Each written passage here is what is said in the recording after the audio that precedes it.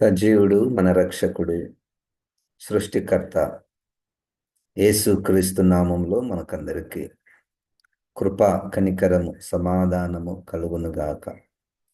ప్రభు మనల్ని ఈ విధంగా ప్రేమించుచున్నాడు. మనము బ్రతికి ఉండి ఆయనను స్తుతించుటకు, ఆయన మాటలు వినుటకు, ఆయన యొక్క శరీరమైన సంఘములో పాలిభాగస్తులుగా ఉండుటకు దేవుడిచ్చినటువంటి గొప్ప కృప కొరకై దేవునికి వందనాలు వందనాలు వందనాలు. ఒకవేళ దేవునిని ఎరగనటువంటి వారుగా ఉంటే మన పరిస్థితి చాలా భయంకరంగా ఉండేది. కానీ దేవుని యొక్క మహాకృప వలన మనము ఆయన యొక్క ప్రేమను కనుగొని, ఆయననే మనల్ని మొదటగా ప్రేమించాడు, రక్షించాడు, ఈ స్థితికి తీసుకుని వచ్చాడు. దేవునికి వందనాలు. 35వ కీర్తన తిరిగి దావీదు గారు పరిశుద్ధాత్మతో నింపబడి తన జీవితంలోనూ తను జీవించినటువంటి కాలంలో ఉన్నటువంటి ప్రజలతోనూ రాబోయే భూమి ఉన్నంత వరకు రాబోయే తరముల వారికి కావలసినటువంటి జీవవాక్కులు, వెలుగుతో నింపబడినటువంటి వాక్కులు పరిశుద్ధాత్మ దేవుడు మనకు రాయించి ఉంచాడు. ఈ వాక్యములు ఎల్లప్పుడూ చదువువారును, వినువారును, బోధించువారును, దాని ప్రకారము నడుచువారును ధన్యులు ధన్యులు. 35వ కీర్తన 2వ వచనాన్ని ఈరోజు ధ్యానము చేసుకుంటున్నాము. కేడెమును డాలును పట్టుకొని నా సహాయమునకై లేచి నిలువుము. ఇది తిరిగి ప్రార్థన. దావీదు గారు దేవుని ఎదుట చేస్తున్నటువంటి ప్రార్థన. ఇక్కడ కొన్ని పదాలు కేడెమును డాలును, ఈ పదాలు యుద్ధ సమయములో సైనికులు ధరించేటటువంటి ఆ యుద్ధోపకరణములు. కేడెమును డాలు, ఆర్మర్ అండ్ షీల్డ్. నీవు అంటే దేవునికే నీవు వీటిని ధరించుకొని నా సహాయమునకై లేచి నిలువము. అంటే ఇప్పుడు యుద్ధములో ఉన్నట్టు. పైన వచనంలో కూడా మనం చూస్తాము, వ్యాజ్యమాడు వారు ఉన్నారు, పోరాడు వారు ఉన్నారు, అప్పుడు ఉన్నారు, ఇప్పుడు కూడా ఉన్నారు. మరి అప్పుడు ఎవరు పోరాడారు? దేవుడే. దేవుడే అనేక పద్ధతుల ద్వారా యుద్ధము చేశాడు, విజయము కలిగింది. తిరిగి అదే మాటను ఇంకా మరొక విధముగా తిరిగి నాకు సహాయం చేయము. కేడెమును డాలును పట్టుకొని నా సహాయమునకై లేచి నిలువుము. తిమోతి గారుకి పౌలు గారు రాసినటువంటి పత్రికలో క్రైస్తవులను దేనితో పోల్చారు అయ్యా అంటే, తిమోతి పత్రికలో 2వ అధ్యాయము 4వ వాక్యము. 2వ తిమోతి 2:4.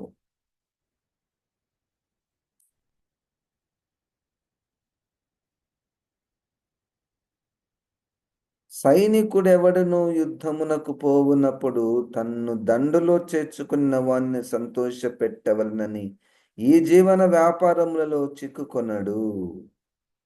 అంటే ఒక క్రైస్తవుడు, క్రైస్తవురాలిని సైనికులతో పోల్చారు. సైనికులు అన్నటువంటి పదము యుద్ధమునకు వారు ఎన్నుకొనబడిన వారు, యుద్ధమునకు పిలువబడినటువంటి వారు.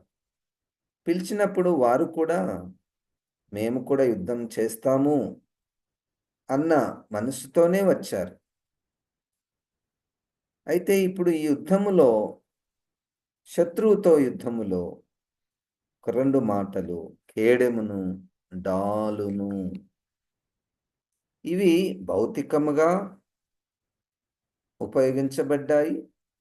ఆత్మీయంగా కూడా ఉపయోగించబడినట్టు మనము బైబిల్ వాక్యములో మనము చూస్తున్నాము. కేడెమును, డాలును ధరించుకొని శత్రువుతో పోరాడుట. దేవునికి స్తోత్రం. ద్వితీయోపదేశకాండము 33వ అధ్యాయము 29వ వచనములో, ద్వితీయోపదేశకాండము 33:29 వచనములో, ఇశ్రాయేలు నీ భాగ్యం ఎంత గొప్పది, యెహోవా రక్షించిన నిన్ను పోలిన వాడెవడు, ఆయన నీకు సహాయకరమైన కేడెము, నీకు ఔన్నత్యమును కలిగించు ఖడ్గము, నీ శత్రువులు నీకు లోబడినట్లుగా వారు వేషం వేయుదురు, నీవు వారి ఉన్నత స్థలములను త్రొక్కుదువు. ఎంత భాగ్యము, ఎంత ఆశీర్వాదము, ఎంత ధన్యత. నీకు ఆయన సహాయకరమైనటువంటి కేడెము. కేడెము అంటే ఆర్మర్, అంటే యుద్ధానికి పోతున్నప్పుడు ధరించుకునేటటువంటి ఆ కవచము, సర్వాంగ కవచము అని తిరిగి పౌలు గారు ఎఫెసీయులకు రాసినటువంటి పత్రిక 6వ అధ్యాయము, ఎఫెసీయులకు రాసిన పత్రిక 6వ అధ్యాయము 11వ వచనము నుండి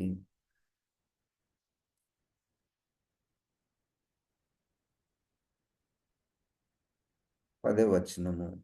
తుదకు ప్రభు యొక్క మహాశక్తిని బట్టి ఆయన యందు బలవంతులయుండుడి, మీరు అపవాది తంత్రములను ఎదిరించుటకు శక్తిమంతులగునట్లు దేవుడిచ్చు సర్వాంగ కవచమును ధరించుకొనుడి. నేను ఇంతకుముందే చెప్పాను, దేవుడు పోరాటం చేయుటలో తానే తన దూత ద్వారా యుద్ధములు జరిగిస్తాడు, లేదా తానే మన చేతులకు యుద్ధమును నేర్పించి మన ద్వారా జయమునిస్తాడు, లేదా సృష్టిని వాడుకొని పోరాటం చేస్తాడు, లేదా శత్రువులే ఒకరినొకరు చంపుకొని ఓడిపోయేటట్లు చేస్తాడు.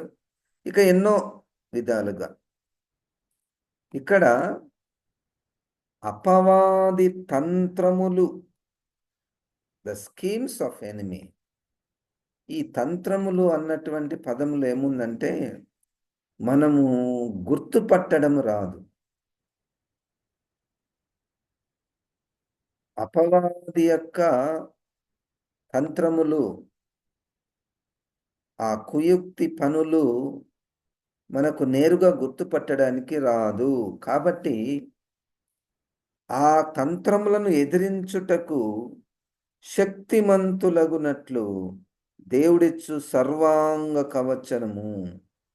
సర్వాంగ అంటే ప్రతి అంగమునకు కావలసినటువంటి యుద్ధ సామాగ్రి, కవచము.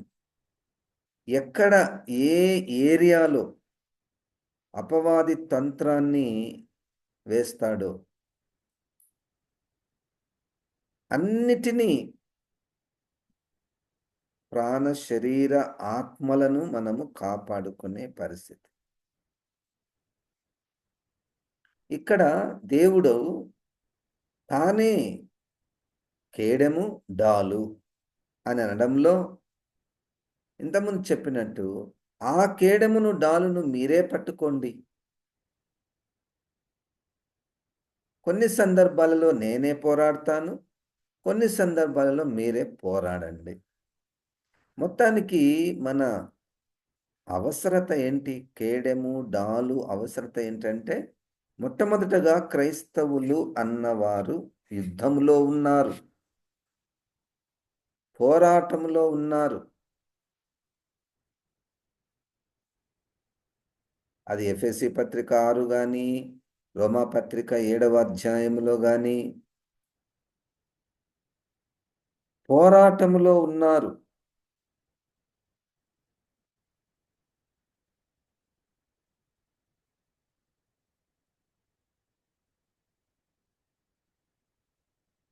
మరియు ఇక్కడ ఎఫెసీ పత్రిక 6వ అధ్యాయములో 12వ వచనం, ఏలైనగా మనము పోరాడునది శరీరులతో కాదు గాని ప్రధానులతోను అధికారులతోనూ ప్రస్తుత అంధకార సంబంధులగు లోకనాథులతోనూ ఆకాశ మండలమందున్న దురాత్మల సమూహములతోనూ పోరాడుచున్నాము. పౌలు గారు ఒక సంఘానికి వ్రాస్తూ మనము పోరాడుచున్నాము.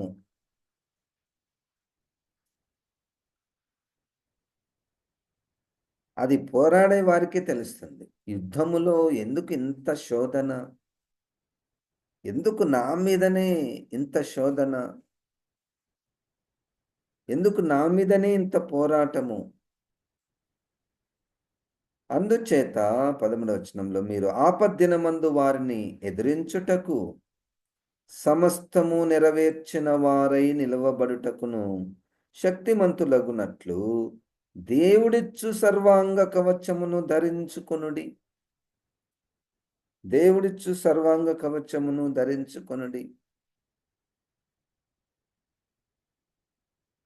ఈ యొక్క డాలు సర్వాంగ కవచములో డాలు ఏంటి అయ్యా అంటే, కింది వచనంలో విశ్వాసం 16వ వచనంలో, ఇవన్నీ గాక విశ్వాసమును డాలు పట్టుకొనుడి, దానితో మీరు దుష్టుని అగ్ని బాణములన్నిటిని ఆర్పుటకు శక్తిమంతులవుదురు. ఒక్క ఆయుధముతో దుష్టుడు వేసే ప్రతి బాణములన్నిటినీ మనం ఆర్పేస్తామంట. వాక్యము సత్యము. మరి ఏంటి ఈ యొక్క ఆయుధము? ఈ యొక్క డాలు అంటే ఏంటి అంటే విశ్వాసం. ఈ విశ్వాసము అన్నటువంటిది మనకు సరిగ్గా తెలియడం లేదేమో. విశ్వాసము అంటే దేవుడు ఉన్నాడనియు, ఆయన యొద్దకు వచ్చు వారికి దయచేయువాడనియు నమ్ముట. ఇక మంచిగా విశ్వాసము అంటే మనకు 11వ అధ్యాయంలో హెబ్రీలకు రాసినటువంటి పత్రికలో విశ్వాసమునకు అక్కడ కొంతమందిని విశ్వాసముగా బ్రతికినటువంటి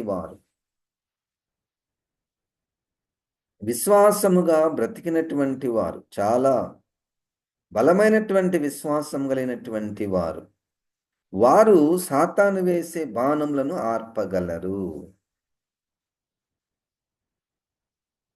దాంట్లో నాకు చాలా నచ్చినటువంటి మాట ఏంటంటే, అల్పకాల ఐగుప్తు భోగములను అనుభవించుట కంటే దేవుని ప్రజలతో శ్రమ అనుభవించుట మేలని ఎంచి ఫరో యొక్క కుమారునిగా లేదా కుమార్తె కుమారునిగా ఎంచబడుట ఆయన వదులుకొని, ఆయన దేవుని యొక్క ప్రజలను విడిపించుటలో, దేవుని యొక్క ప్రజలతో శ్రమపడుటలో ముందుకు వెళ్ళాడు. ఏంటి విశ్వాసము? అక్కడ ఈ ఐగుప్తుతో పోలిస్తే ఆ వాగ్దానం యొక్క భూమి, వాగ్దాన దేశము ఆయనకు కనబడుతుంది. మరియు పిలిచినటువంటి వాడు చాలా బలవంతుడు. విశ్వాసము క్రియల రూపములో కనబడుట. విశ్వాసము క్రియల రూపంలో కనబడినప్పుడు మనకు తెలియకుండానే ఈ అపవాది వేసే అగ్నిబాణాలు ఆరిపోతూ ఉంటాయి. దేవునికి స్తోత్రం. రోమాపత్రికలో 1వ అధ్యాయము 5వ వచనంలో, మేము మీకెందుకు సువార్త చెప్పుచున్నామంటే, సువార్త విన్నవారు వినుట నంబర్ 1. విన్నవారికి విశ్వాసము కలగాలి. ఈ విశ్వాసము క్రియలలో కనబడాలి. అప్పుడు దేవుడు మహిమపరచబడతాడు. దేవునికి స్తోత్రం. అది ఒక క్రమం. అది ఒక క్రమం. రోమాపత్రికలో 1వ అధ్యాయం 5వ వాక్యం.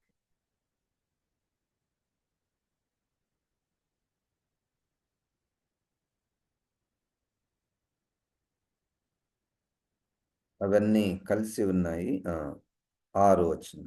ఈయన నామము నిమిత్తము సమస్త జనులు విశ్వాసమునకు విధేయులగునట్లు ఈయన ద్వారా మేము కృపను అపోస్తలత్వమును పొందితిమి.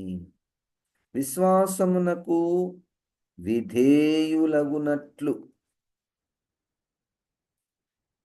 అపవాది నన్ను బాగా శోధిస్తున్నాడు, చాలా ఇబ్బంది పెడుతున్నాడు, చాలా తంత్రములు ఉపయోగిస్తున్నాడు, నన్ను పడివేస్తున్నాడు, నేను రకరకాల పాపాలలో పడిపోతున్నాను. ఏంటి పాపము? అపవాది శోధిస్తే మనం పడే పాపం ఏంటో అసలు చాలా విచిత్రంగా ఉంటది. చాలా విచిత్రంగా ఉంటది. అది 18వ అధ్యాయము ప్రకటన గ్రంథములో అపవాది ఒకరిని ఎవరైనా శోధిస్తే, ఈ వ్యక్తి శోధనలో పడిపోయాడు, ఎట్లా గుర్తుపట్టగలము అంటే, ధనాపేక్ష.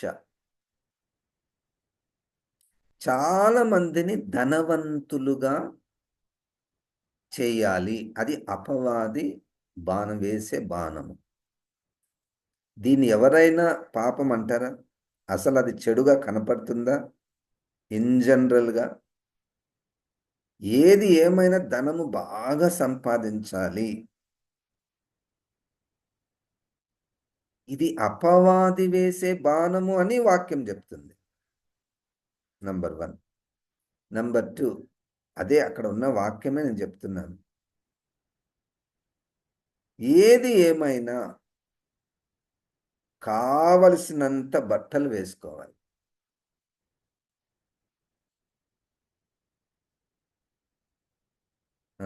మంచి మంచి బట్టలు వేసుకోవాలి.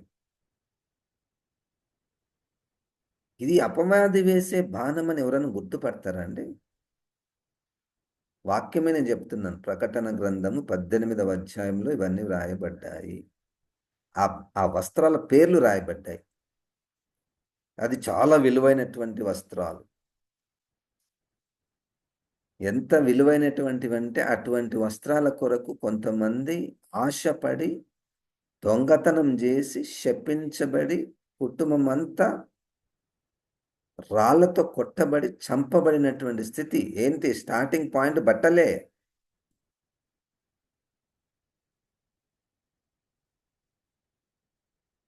ఒళ్ళు కప్పుకోవడానికి బట్టలు, దానికి మించినటువంటిదంతా కూడా అపవాది వేసే బాణాలు.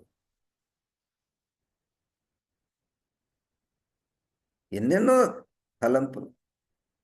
బట్టలు వేసుకుంటే మనకు స్థాయికి తగినటువంటి బట్టలు వేసుకోవాలి, లేదా ఇక ఎవ్వరు కూడా అటువంటి బట్టలు వేసుకోకూడదు, లేదా నేను బట్టలు వేసుకుంటే అవతల వ్యక్తి వచ్చి నన్ను అప్రిసియేట్ చేయాలి, లేదా ఇటువంటి బట్టలు వేసుకుంటేనే కదా మనం మంచిగా కనపడేది.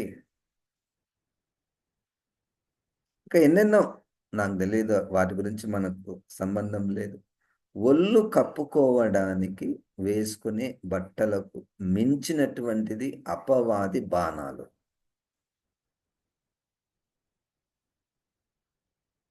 ఇది ఎవరైనా గుర్తుపడతారండి ఇది పాపమని? ఎవరైనా గుర్తుపడతారా? దీన్ని అపవాది ఇంకొక పెద్ద బాణం వేసి దీన్ని దేవుని ఆశీర్వాదాలుగా మార్చేశాడు. ఎంత ధనము, ధనాపేక్ష ఉంటే అంత దేవుడు నిన్ను ఆశీర్వదించాడు. దేవుడు నిన్ను ఆశీర్వదించాడు.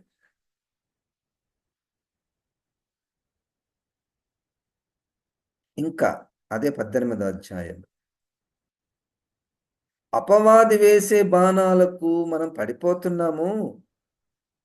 అయితే దేవుని యందు విశ్వాసం ఉంచండి.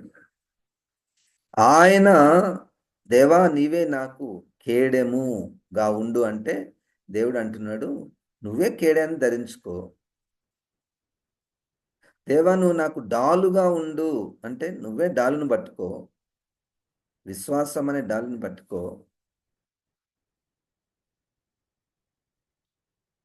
భోజన పదార్థాలు 18వ అధ్యాయంలో అపవాది వేసే ఇంకొక బాణం ఏంటంటే తినండి, మంచి భోజనం తినండి, కావలసినంత తినండి. నువ్వు బతికేదంతా తినడానికే కదా. బ్రతికేదంతా తినడానికే. కోటి విద్యలు కూటి కొరకే అన్నట్టు మంచి పదార్థాలు తినండి, ఇష్టం వచ్చినవి తినండి, సంతోషంగా తినండి. తిని తిని తిని తిండిబోతులు కండి అక్కడి నుండి నేరుగా నరకానికి పోండి. వాక్యమే కదండి. ఆ తిండి కొరకు మంచి క్రైస్తవ విలువలను వదులుకోండి. అది కూడా వాక్యమే. అమ్ముకోండి. మీ మంచి క్రైస్తవ విలువలను తిండి విషయంలో అమ్మేసుకోండి.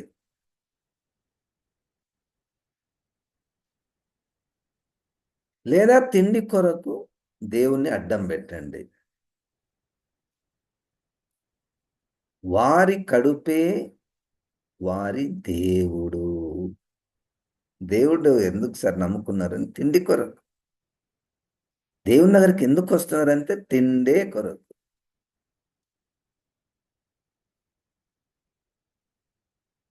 ఇప్పుడు చాలా ప్రమాదకరమైనటువంటి స్థితిలో ఉన్నాం. పాపము పాపంగా కనపడడం లేదు మనకు.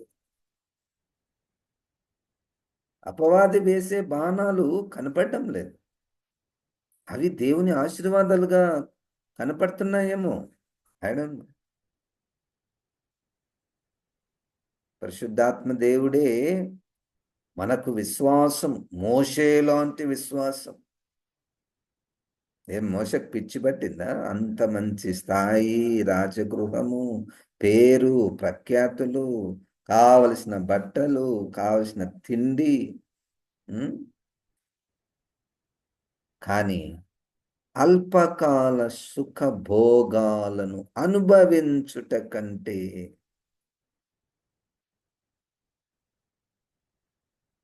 అది విశ్వాసం. వాళ్ళు జయిస్తారు. వాళ్ళు అపవాది వేసే బాణలను ఆర్పగలుగుతారు.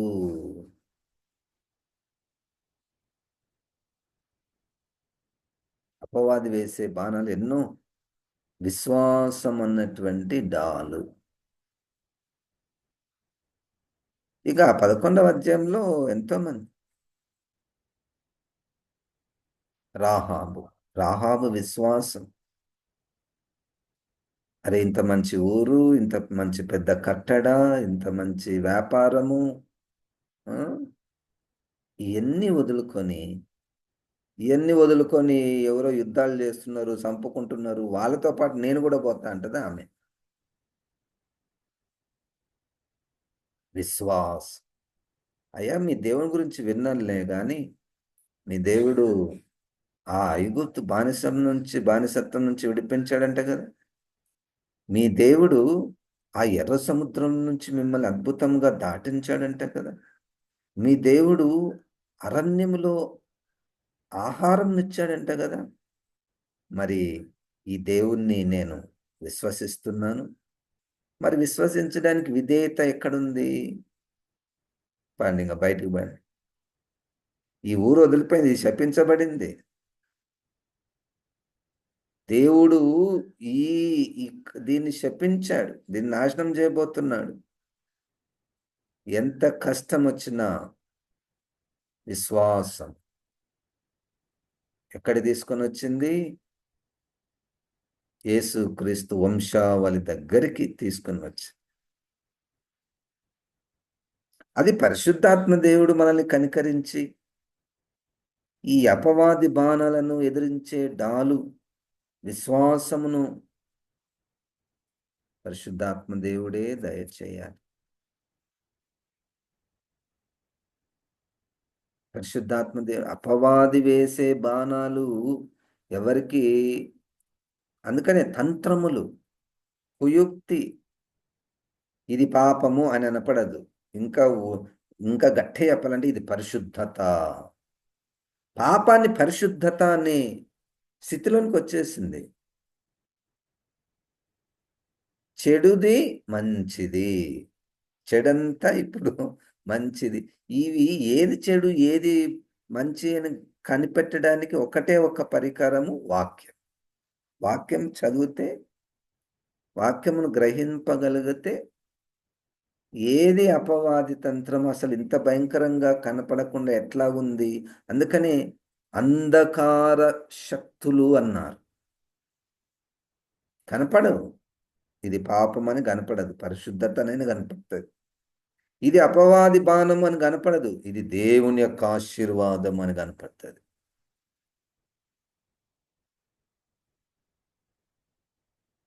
ఇది దేవుని, ఒకడు ధనాపేక్షతో ధనం సంపాదించి ప్రార్థనకు, వాక్యానికి, సహవాసానికి దూరమై ధనాపేక్ష కలిగి ఆ వ్యక్తి దేవుడు నన్ను ఆశీర్వదించాడు అని అన్నారనుకోండి, ఆ దేవుని ప్లేస్లో అపవాది పెట్టుకోవాలి. అపవాది నన్ను ఆశీర్వదించాడు, అది కరెక్ట్.